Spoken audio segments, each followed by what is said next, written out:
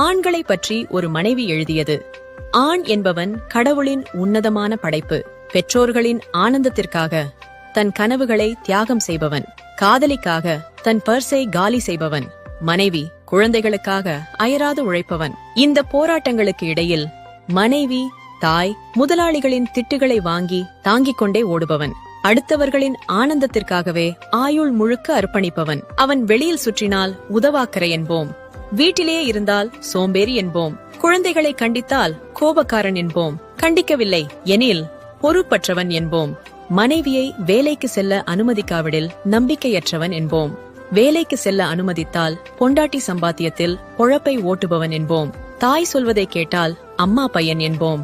மனைவி சொல்வதை கேட்டால் பொண்டாட்டி தாசன் என்போம். ஆண்களின் உலகம் தியாகங்களாலும் வியர்வையாலும் சூழப்பட்டது. இதனை பகிர்ந்து ஆண்களுக்கு புன்னகையையும் பெண்களுக்கு புரிதலையும் ஏற்படுத்தலாம்.